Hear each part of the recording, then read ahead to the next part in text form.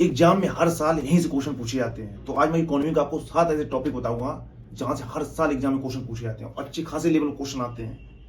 तो सभी लोग वीडियो पूरी देखना, 3-4 दिन की रिसर्च है भाई, रात को सोया नहीं हूँ, रिसर्च करता रहा हूँ। ठीक है, तो सभी लोग वीडियो लाइक और चैनल सब्सक्राइब जरूर कर देना। तो फालतू बात ना करते हुए सीधा स्टार्ट करते हैं। तो आप टॉपिक पहला डाल लो इकोनॉमी का, इस तरीके डायरी बना लो सारी चीजें। टॉपिक पहला डाल लो मुद्रास्फीति, इन्फ्लेशन। इन्फ्लेशन में आपको क्या क्या लिखना है, इसमें लिखना है सीपीआई और डब्ल्यूपीआई में क्या अंतर होता है। ये एक पॉइंट, पहले पॉइंट का ये डाल लो पहला पॉइंट। पहले पॉइंट का दूसरा क्या है, demand pool versus cost pool inflation क्या है, ये डाल लो एक पॉइंट। इसी के साथ एक और पॉइंट बताते हैं, कोर इन्फ्लेशन क्या है, कोर इन्फ्लेशन डाल लो, कोर इन्फ्लेशन है क्या। ये मोस्ट इंपोर्टेंट है, फोकस करते रहना, बार बार रिवाइज जरूर करना। प्री में सबसे ज्यादा क्वेश्चन यहां से पूछे जाते हैं भाई, तो ध्यान रखना, ये नोट करते रहना। चौथा है पहले का, आरबीआई कैसे इन्फ्लेशन को कंट्रोल करती है, ये भी मोस्ट इंपोर्टेंट है, नोट कर लेना सभी लोग। अब दूसरा पॉइंट आया, दूसरा है बैंकिंग और मौद्रिक नीति। ठीक है, इसमें क्या आपको दूसरे का पहला पॉइंट आपको लिखना है रेपो रेट और रिवर्स रेपो रेट, ये डाल लो। इसी के साथ साथ CRR और SLR ये भी डाल लो एक पॉइंट। अब नेक्स्ट इसी का आता है मॉनेटरी पॉलिसी कमेटी, MPC, ये डाल लो एक पॉइंट। इसी में NPA क्या है, ये क्वेश्चन आता है, NPA क्या है, तो ये पॉइंट डालो। ये दूसरे का ही चल रहा है अभी। इसमें जो फोर्थ आता है, दूसरे का फोर्थ आता है डिजिटल करेंसी, ये डालें, मोस्ट इंपोर्टेंट है, ये मान के लिए आप CBDC।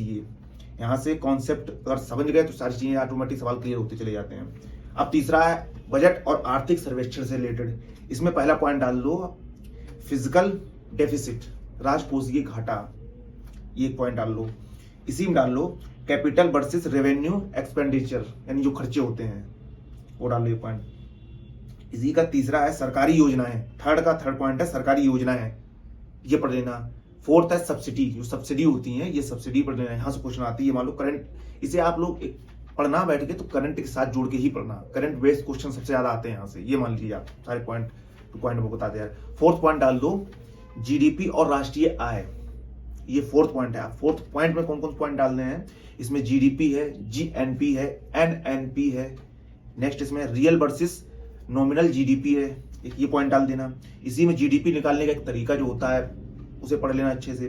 बेस ईयर देख लेना GDP, ठीक है। ठीक है, ये ट्रिकी सवाल आते हैं याद, आप प्रीलिम्स में जब भी बैठेंगे तो ट्रिकी सवाल यहाँ से सबसे ज्यादा आते हैं। यूपीएससी में बेसिक सारी चीजें ट्रिकी सवाल ही होता है यार, ठीक है। तो ये फोकस करते रहना, कहाँ से कैसे क्वेश्चन आ रही है मैं बताता जा रहा हूँ, खास तौर पर फोकस करना, उसी हिसाब से अपना प्रिपरेशन करना।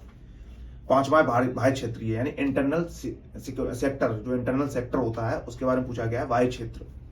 ठीक है, बैलेंस ऑफ पेमेंट, इसमें आप बैलेंस ऑफ पेमेंट आपको पढ़ना है, अच्छे पढ़ते रहना ये सारी चीजें। ठीक, करेंसी वर्सेस कैपिटल अकाउंट, ये आप देख लेना अच्छे से। एक्सचेंज रेट देख लेना, इसी में फॉरेक्स रिजर्व देख लेना, क्या क्या फॉरेक्स रिजर्व है, विदेशी मुद्रा भंडार होता है, हिंदी में बता रहे विदेशी मुद्रा भंडार। स्टेटमेंट बेस्ड क्वेश्चन सबसे ज्यादा आते हैं इसमें, ठीक है, ये ध्यान रखना। स्टेटमेंट जो होते हैं सबसे स्टेटमेंट दे दिए जाते हैं, फिर पूछ लिया जाता है कौन सा क्या है, तो ये चीज ध्यान रखना सभी लोग।